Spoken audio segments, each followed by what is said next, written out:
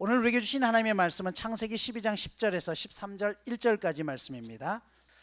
그 땅에 기근이 들었으므로 아브라함이 애굽에 거류하려고 그리로 내려갔으니 이는 그 땅에 기근이 심하였음이라. 그가 애굽에 가까이 이르렀을 때에 그의 아내 사레에게 말하되 내가 알기에 그대는 아리따운 여인이라. 애굽 사람이 그대를 볼 때 이르기를 이는 그의 아내라 하여 나는 죽이고 그대는 살리리니 원하건대 그대는 나의 누이라 하라. 그러면 내가 그대로 말미암아 안전하고 내 목숨이 그대로 말미암아 보존되리라 하니라. 아브라함이 애굽에 이르렀을 때에 애굽 사람들이 그 여인이 심히 아리따움을 보았고 바로의 고관들도 그를 보고 바로 앞에서 칭찬함으로 그 여인을 바로의 궁으로 이끌어 들인지라. 이에 바로가 그로 말미암아 아브라함을 후대함으로 아브라함이 양과 소와 노비와 암수 나귀와 낙타를 얻었더라. 여호와께서 아브라함의 아내 사레의 일로 바로와 그 집에 큰 재앙을 내리신지라. 바로가 아브라함을 불러서 이르되 네가 어찌하여 나에게 이렇게 행하였느냐? 네가 어찌하여 그를 내 아내라고 내게 말하지 아니하였느냐? 내가 어찌 그를 누이라 하여 내가 그를 데려다가 아내를 삼게 하였느냐? 내 아내가 여기 있으니 이제 데려가라 하고 바로가 사람들에게 그의 일을 명하매 그들이 그와 함께 그의 아내와 그의 모든 소유를 보내었더라. 아브라함이 애굽에서 그와 그의 아내와 모든 소유와 롯과 함께 네겝으로 올라가니. 아멘. 지난 시간 아브라함이 하나님의 약속을 믿고 그가 한 번도 가보지 않았던 가나안 땅을 향해서 자신의 고향 친척 아버지 집을 떠나서 가나안 땅에 들어왔다라고 했죠. 하지만 가나안 땅에 도착했을 때 그를 맞이하고 있는 것은 모두 갖추어진 것이 아니라 그가 거할 처소 하나 없었다는 사실이에요. 그래서 12장 9절에 보면 점점 남방으로 옮겨갔다. 여기 옮겨갔다라는 뜻은 원어로 보면 장막을 뽑았다, 그리고 걸어갔다, 또 뽑았다라고 했어요. 왜 그랬습니까? 그를 맞이하지 않았다는 것이에요. 가나안 땅에는 가나안 사람들이 살고 있었습니다. 그래서 그를 맞아주는 사람이 아무도 없었어요. 그래서 산 속에다가 천막을 쳤는데 거기에 있으면 가나안 사람들이 와서 쫓아내는 거예요. 그래서 말뚝을 뽑고 또 걸어가서 장막을 새로운 곳에 치면 또 쫓아오는 거예요. 또 뽑고 또 뽑고 그러기를 점점 남방으로 내려갔다라고 이야기해요. 여러분, 하나님의 약속을 받았잖아요. 내가 원한 게 아니라 하나님이 원해서 순종하면서 갔는데도 이 길이 쉽지가 않은 길이에요. 우리는 흔히 하나님 믿으면 모든 문제가 다 해결돼야 된다고 생각하죠. 안 되던 것도 풀려야 된다고 생각해요. 여러분, 그렇다면 우리네 삶이 뭐가 힘들겠습니까? 예수 믿으면 모든 게 다 형통한데요, 굳이 전도하지 않아도 다 되겠죠. 자, 그런데 여기서 끝난 게 아니라 오늘 본문 10절은 뭐라고 이야기해요? 그 땅에 기근이 들었으므로 아브라함이 애굽에 거류하려고 그리로 내려갔으니 이는 그 땅에 기근이 심하였더라. 그렇게 옮겨갔던 그 땅마저 어떻게 해요? 너무 먹을 것이 없어서 배고픈 삶을 살아야 했다는 것이에요. 여기 남방 네겝이라고도 하고요, 이스라엘 지도에서 보면 가장 남쪽 지도 끝부분입니다. 자, 그래서 어떻게 해요? 하나님께서 그 땅에 거하라고 했지만 더 이상 참을 수 없어서 아브라함이 내려갑니다. 애굽 땅은 6,400km에 들르는 이 나일강이 있어서요, 가뭄에도 항상 물이 있는 곳입니다. 아브라함이 있는 네게부 사막보다 훨씬 살기가 좋은 곳이죠. 결국 아브라함은 그래서 하나님이 주신 그 가나안 땅에 머물지 못하고 결국은 애굽으로 건너가게 됩니다. 여러분, 지금까지의 원주민들의 텃세도 잘 견뎌냈어요. 하지만 그가 결정적으로 그 땅을 떠난 이유가 무엇이에요? 오늘 성경은 기근이 너무 심했다라는 것이에요. 여러분, 우리가 하나님을 믿는데요, 너무나 현실이 고통스러울 때가 분명히 있습니다. 현실을 부정할 수 없잖아요. 이런 경험을 안 해보신 분들은 너무 쉽게 믿음을 단정지어요. 정말 내 삶이 어려운 상황에서는 지금까지 내가 믿었던 믿음이 통째로 흔들립니다. 아브라함이 이런 상황이에요.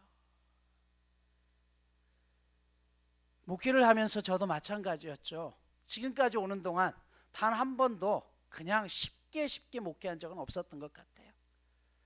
때로는 어딜 나가야 되는데 차비, 버스비 몇천 원이 없어서 가지 못했을 때에 그 비참함, 그런 것들을 경험해 보신 분들은 알 겁니다. 친구들 모임이 있다는데 모임에 가면 그래도 밥 먹고 해야 되는데 그 몇만 원의 여유가 없어서 나가지 못하고 집안에서 멈춰 있어야 했던 그런 아픔들을 여러분들이 경험해 보신 분들은 아시죠? 더 심각한 건 뭐예요? 정말 아이 학원 보내고 뭘 해야 되는데, 아니면 내일 회사에 뭘 막아야 되는데 돈 나올 구멍이 없을 때, 그때 여러분들은 어떤 생각이 듭니까? 믿음도 안 보여요. 그때는 하나님도 안 보입니다. 왜냐하면 현실의 문제가 너무 크게 보이기 때문이죠. 아브라함이 지금 이런 상황인 거예요. 하나님의 약속을 받았다니까요. 하나님의 음성도 들었다니까요. 그런데 자신을 둘러싼 환경이 너무 힘겨운 거예요. 그래서 결국 애굽으로 떠나갑니다. 그런데 한 가지 우리가 여기서 눈여겨봐야 될 게, 여러분 그런 상황 속에서 그 결정을 하게 되면 이 또한 하나님이 하시겠지 했는데 마음이 오히려 불안해요. 신앙의 사람은요, 믿음의 선을 넘으면 가장 먼저 찾아오는 게 불안함입니다. 그래서 여러분들이 어떤 일을 결정할 때 마음속에 평안이 없다고 한다면 다시 생각해 보시고 다시 기도하셔야 돼요.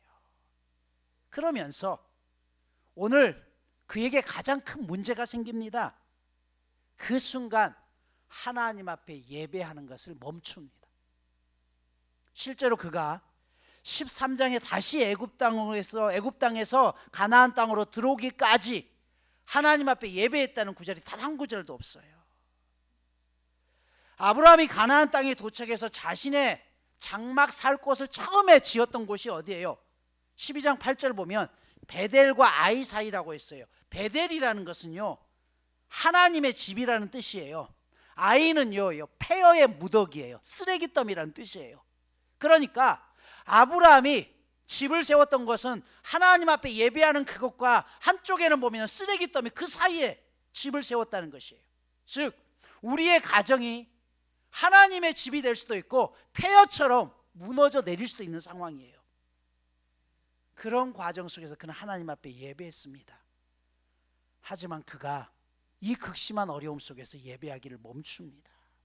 그리고 두려움이 생겼던 그가 선택한 행동이 뭐였어요? 11절 13절에 보면 뭐라고 이야기하냐면, 당신이 너무 예쁘니까 내가 당신 남편이라고 하면 애굽 사람이 나를 죽일 것이다. 그러니까 내 누이라고 이야기하자. 그러면서 뭐라고 해요? 내가 그대로 말미암아 안전하고 내 목숨이 그대로 말미암아 보존되기를 원한다라고 이야기해요. 여러분, 아브라함의 애굽 사람을 본 적도 없어요. 가본 적도 없어요. 그리고요, 내놓은 해결책이 뭐예요? 당신 너무 예쁘니까 그냥 내 누이라고 속이자는 것이에요. 그러면서 더 우리를 비참하게 만드는 게 뭐예요? 당신 덕 때문에 내가 목숨을 보존했으면 좋겠다라고 이야기해요. 우리는 흔히 이 구절을 보면서 아유, 남자가 진짜 줏대도 없지, 그렇게 생각하십니까? 그럴 수 있죠. 그러나 여러분, 한 가장의 아픔이 여기에 있어요. 자기의 자존심 빠지는 그 모든 선택을 하면서도 그가 고민하면서 이런 선택을 했던 그 방법은 이것이 최선의 방법이라고 생각했던 것이에요. 여러분, 지금 여러분의 삶이 그렇지 않아요? 한 가장으로 살아갈 때, 직장 생활하면서 정말 때려치고 싶고 에이 더러워, 내가 이 수모를 당하려고 하나라는 그런 생각이 들지만, 그럼에도 불구하고 때로는 비겁한 것 같지만 그 속에서 참아내고 버텨낸 이유는 내가 책임져야 될 가족들이 있기 때문 아닙니까? 우리는 아브라함의 이 선택을 너무 쉽게 생각하는 경향이 있어요. 또한 남편과 사별하거나 이혼해서 혼자서 가장으로 이끌어가는 우리 여자 집사님, 권사님들의 삶도 마찬가지 아니겠어요? 그런 삶을 살기 위해서 때로는 믿음과 현실 앞에서 이러지도 저러지도 못하면서 갈등하고 아파하는 그 일들을 경험해 보지 않은 사람은 절대 이해하지 못합니다. 목회를 하면서 제가 내년이 딱 되면 30년째예요. 그러면서 조금씩 느끼는 게 있어요. 젊었을 때는 머리로만 알았던 그런 상황들이 시간이 흐르면서 충분히 그런 상황들이 가슴으로 와닿는 거예요. 그래서 그런 아픔 속에서 어떤 상황들을 선택한 그들을 보면 마치 목회자가 더 기도하지 못한 나의 책임 같고, 그들이 그럼에도 불구하고 하나님 안에서 일어서기를 바라는 간절한 아픔이 여기에 있습니다. 우리가 누구든지 이런 상황 가운데 처할 수 있잖아요. 그때 응원하지는 못할 망정 너무 쉽게 판단하고 비난하는 것을 멈춰야 되는 이유가 바로 여기에 있습니다. 아브라함의 우려대로 실제로 이제 어떤 일이 일어납니까? 그렇게 해서 애굽 땅으로 갔는데 아내가 바로의 후궁으로 불려가게 되죠. 이때부터 아브라함은요, 바로와의 관계가 이제는 처남과 매부의 관계가 되죠. 바로가 어떻게 해요? 아브라함의 아내를 데려간 대가로 오늘 본문 16절에 보면 이에 아브라함을 후대함으로 아브라함이 양과 소와 노비와 암수 나귀와 낙타를 얻었더라라고 이야기해요. 원문을 보면 이게 전부 복수형으로 되어 있어요. 한두 마리가 아니라는 거예요. 처남이 된 대가로 한 나라의 국왕이잖아요. 바로는 최고의 대통령이란 말이에요. 그 대가로 그는 어마어마한 재물을 얻게 되었습니다. 상상치도 않았던 한 나라를 다스리는 이집트 제국의 처남이 되면서 권력도 얻게 되었습니다. 하지만 그 대가로 그는 사랑하는 아내를 뺏깁니다. 부와 권력은 어디였을지 모르지만 아브라함은 이제 아내를 데려올 수 있는 힘이 없습니다. 오늘날 우리가 그렇습니다. 아침부터 저녁까지 정신없이 애쓰고 수고해서 돈은 벌었을지 모르지만 어느 순간 그렇게 애쓰고 수고했는데 자식들은 다 컸고 지나온 시간 동안 자식들과 시간을 한번 보내지도 못해서 자식들과 아버지와의 관계가 다 깨집니다. 여러분, 우리가 이런 거 경험하지 않나요? 내가 애쓰고 수고해서 이만큼 가족들을 키워낸 것 같지만 그 순간 나의 젊음도 다 사라지고 가족도 떠나가고 아내도 심지어 떠나가고 그때 허무함밖에 남지 않죠. 무엇을 선택하는 것이 옳은 것인지 우리가 잘 선택해야 될 이유가 바로 여기에 있습니다. 이제 아브라함은 그보다 더 큰 것, 너를 통해서 믿음의 큰 조상이 되겠다고 했던 하나님의 약속마저 깨질 위험이 되죠. 이런 상황이 되자 이제부터 하나님이 적극적으로 일하십니다. 17절 보면 바로와 그 집에 큰 재앙을 내렸다라고 있어요. 아브라함과 했던 약속을 지키기 위해서 아브라함은 하나님의 약속을 저버렸지만 하나님은 아브라함과의 약속을 여전히 지키고 계셨습니다. 그래서 어떻게 해요? 그 집에 재앙을 내려서 이 재앙이 바로 사례를 데려온 것으로부터 시작되었다는 것을 바로 왕을 깨닫게 하죠. 18절에 보면 바로가 아브라함을 부릅니다. 네가 어찌하여 나에게 거짓말을 하였느냐? 네 아내가 여기 있으니 데려가라라고 이야기해요. 믿는 사람이 믿지 않는 사람들로부터 책망을 받는 것이죠. 과거에는 교회가 세상을 염려했는데 지금은 세상이 교회를 염려하는 시대가 되고 말았습니다. 믿지 않았던 바로 왕의 태도를 다시 한번 보십시오. 19절 네 아내가 여기 있으니 이제 데려가라고 바로가 사람들에게 그의 일을 명하매 그들이 그와 함께 그의 아내와 그의 모든 소유를 보내었더라라고 이야기해요. 여러분, 사실 이 상황 속에서 정석대로라면 어떻게 해야 돼요? 속였잖아요. 그럼 어떻게 해요? 아브라함뿐만 아니라 전부 다 불러서 죽여도 할 말이 없는 거예요. 한 나라의 왕이잖아요. 감히 나를 속여? 전부 죽여도 할 말이 없어요. 하지만 바로는 그렇게 하지 않아요. 다 돌려줘요. 그리고 심지어 혼수품으로 주었던 모든 나귀들, 동물, 재산, 노비까지 그대로 돌려보내줍니다. 물론 성경은 그 이유가 하나님에 대한 두려움 때문이라고 이야기합니다. 그러나 우리가 여기서 또 한 가지 주의 깊게 생각해 봐야 될 게 있어요. 우리가 살아가다 보면 서로의 이권 속에서 아니면 서로의 입장 속에서 속고 속이는 관계가 깨어질 수 있습니다. 하지만 어떤 상황 속에서도 헤어질 때 좋은 모습으로 헤어져야 된다는 것을 보여주는 것이에요. 또 하나, 평화라는 것은요, 힘 있는 사람의 양보가 선행될 때 가능하다는 것이에요. 만약 힘 없는 사람이 힘 있는 사람의 강요에 의해서 자기 권리를 포기해야 된다고 한다면 반드시 거기에는 원망의 마음이 남게 되는 것이고 그 원망은 계속 이어지게 됩니다. 오늘의 세상을 보면 생존권을 둘러싼 갈등들은 사람들이 시작된 이후에 계속해서 이것들은 해결되지 않아요. 그 이유가 무엇이에요? 가진 자가 없는 자를 억압해서 더 빼앗기 때문이에요. 여러분, 그런데 오늘 바로왕은 그렇게 하지 않았어요. 자신을 분명히 속였던 것이죠. 아내를 가져온 대가로 주었던 재물들이었어요. 하지만 단 하나도 다시 달라고 이야기하지 않고 그대로 모든 것을 양보하면서 보내게 됩니다. 이런 사람이 진실로 큰 사람이죠. 오늘날 이 땅의 교회도 마찬가지 아닙니까? 교회가 사이즈가 커진다는 것은요, 그 교회가 해야 될 일이 많아진다는 것을 의미해요. 지역의 작은 교회를 살릴 수 있어야 되고요, 그 지역을 살릴 수 있어야 됩니다. 큰 교회들이 마음을 더 넓혀야 돼요. 그런데 현실은 어떤가요? 그렇지 않아요.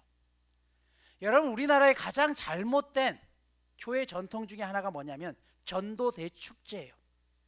그게 잘못된 게 아니라 전도대축제는 교회를 다니지 않거나 때로 신앙생활하다가 멈춰서 더 이상 신앙생활하지 않는 사람을 데려와야 되는데 어떻게 하나요? 다른 교회 사람 데려오는 거예요. 야, 한 주만 내가 밥 사줄게. 이번 한 주만 가보자. 나 안 가면 목사님한테 혼나. 그래서 잘 다니고 있는 다른 교회 사람을 데려다가 채웁니다. 그리고 어떻게 해요? 우리 교회 나와. 우리 교회가 이렇게 좋아. 여러분, 일산의 어떤 대형 교회는요, 주일날 예배 시간이 되면 자신들의 대형 버스를 다른 교회가 다니는 길목 앞에서 대기해 놓고 그 교인들을 데려다가 본인 교회 예배에 출석시킵니다. 여러분, 이것을 세상 사람들이 보고 있습니다. 적어도 여러분, 우리 교인들은 그런 교인들이 되지 않기를 바랍니다.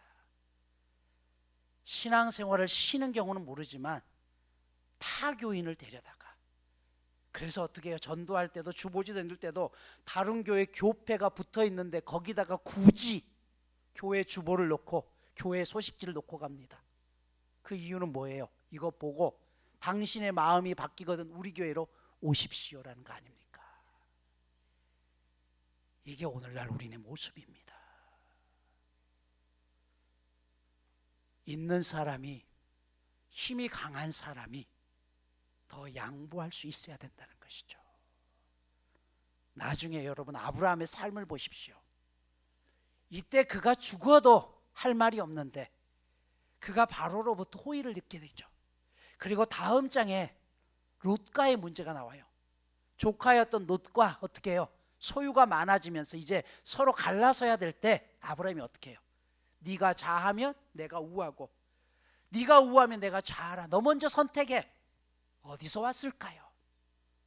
어쩌면 이때 받았던 그 호의가 아니었을까요? 그리고 그런 모습이 나중에 자기 자식 이삭에게도 그대로 전달됩니다. 이삭이 샘을 팔 때마다 블레셋 사람들이 와서 빼앗아요. 자기 재산이잖아요. 그럼 어떻게 해요?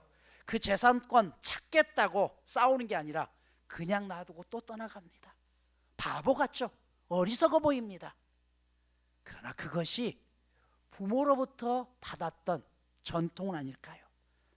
사람은 본대로 배운다고 하죠. 싸우는 부모 밑에서 싸움을 배우게 되고요, 양보하는 부모 밑에서 양보하는 법을 배우게 됩니다. 우리가 꿈꾸는 아름다운 교회가 되기 위해서는 또 하나의 아름다운 모범이 바로 여기에 있습니다. 비록 바로는 하나님을 믿지는 않았지만 그는 진정으로 큰 사람이었습니다. 교회 안에서도 직분이 올라갈수록 대접을 받기보다는 섬길 때 그 아름다운 전통이 생명나무교회의 아름다운 전통이 되지 않겠습니까? 우리 교회가 그런 교회가 되길 축복합니다. 20절을 보면 바로가 명령해서 아브라함과 그의 모든 소유를 내보내죠. 어디로 내보냅니까? 애굽 경계 박시입니다. 13장 1절 보시면 아브라함이 애굽에서 그의 아내와 모든 소유와 롯과 함께 네겝으로 올라가니라. 이스라엘 경계를, 가나안 경계를 떠나기 직전에 있었던 그 자리로 하나님이 다시 내보내는 것이에요. 그리고 3절 보면 이렇게 말씀하죠. 그가 네겝에서부터 길을 떠나 베델에 이르며 베델과 아이 사이 곧 전에 장막 쳤던 곳에 이르니 라고 했어요. 이 베델이 어디입니까? 처음 가나안 땅에 와서 하나님 앞에 첫 예배를 드렸던 그곳에서 아브라함이 다시 잃어버렸던 하나님 앞에 예배합니다. 오늘 말씀을 마무리합니다. 아브라함이 기근의 궁지에 빠졌을 때 그가 기도했다는 이야기가, 예배했다는 이야기가 성경에 빠져 있습니다. 참 이상한 것은 정말 기도가 필요한 순간에 아브라함이 기도하지 못해요. 그런데 그것이 내 모습이라는 것이에요. 하나님 앞에 정말 힘겨운 시간에 내가 예배하고 기도해야 됨에도 불구하고 실제로 내 몸과 마음이 다운이 되면 이게 쉽지가 않다는 것이에요. 아브라함이 언제 다시 제단을 쌓기 시작합니까? 애굽에서 나왔을 때 이야기합니다. 여러분, 우리네 삶이 힘겹고 어렵지만 그럼에도 불구하고 우리가 포기하지 말고 예배해야 될 이유가 바로 여기에 있어요. 로마 시대에 예수를 믿는다는 이유로 수많은 사람들이 사자굴 속에 던져지고 화형에 처하고 십자가에 죽어갑니다. 요한계시록은 그런 상황 속에서 도미티안 황제에 의해서 유배를 떠날 수밖에 없었던 요한이 밤모섬이라는 곳에서 밤낮으로 일을 하다가 하나님이 보여주신 환상을 기록합니다. 그런데 요한은 이 요한계시록을 기록하면서 그 하나님의 말씀을 읽고 있는 그 고난당하고 있는 성도들을 향해서 아무리 힘겹고 어려워도 하나님을 찬양하세요 라는 말은 한마디도 하지 않습니다. 대신 딱 한 가지를 던져줘요. 그 고난 속에서 죽임을 당하거나 그 고난 속에서 참고 살았던 사람들이 하나님 나라에 가서 하나님 보좌 앞에서 하나님을 찬양하는 모습만 보여주는 것이에요. 샘플로 보여주는 것이죠. 무슨 뜻이에요? 정말 여러분들이 힘겹고 어려운 순간 속에서 예수 믿는다는 이유로 죽어야 되는 그런 과정 속에서 하나님 앞에 나와서 예배하지 못할지라도, 하나님을 찬양하지 못할지라도 그들의 모습을 보면서 신앙만큼은 저버리지 말고 소망을 가지라는 뜻입니다. 여러분, 이것이 참으로 소중해요. 이 환상이 우리를 살게 하는 것입니다. 때로 도저히 힘겨운 상황 속에서 찬양 한마디도 하지 못할 때가 있어요. 예배에 나와서 어떤 은혜도 되지 않는 게 그 염려 때문에 말씀이 전혀 들어오지 않을 때도 있어요. 하지만 그럼에도 불구하고 하나님 앞에 나와 있으면 하나님이 힘을 주신다는 것이에요. 여러분, 지나가는 도둑이 그 집을 담장을 넘기 위해서 있는데 지나가는 사람 한 사람만 있어도 주인이 아니더라도 그 도둑은요, 저 사람 때문에 못 쳐들어오는 것이에요. 우리가 매일 하나님 앞에 뜨겁게 예배하지 못할지라도 때로 내 마음이 너무 힘들어서 하나님 앞에 나오기조차 부담스럽고 부끄러울 때라도 억지로라도 나와서 있으면, 그렇게만 있어도 사탄은 내 영혼을 침범하지 못한다는 말입니다. 아브라함의 후유증이 뭐였나요?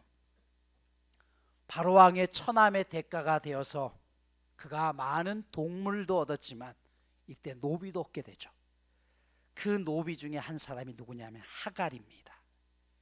창세기 16장 1절을 보면 아브라함의 아내 사레는 출산하지 못하였고 그에게 한 여종이 있으니 애굽 사람이요 이름은 하갈이라라고 이야기해요.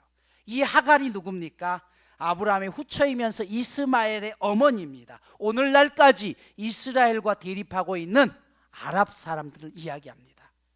결과적인 이야기입니다만 그가 애굽으로 내려가지만 않았어도 지금의 중동 사태는 없다는 것이에요.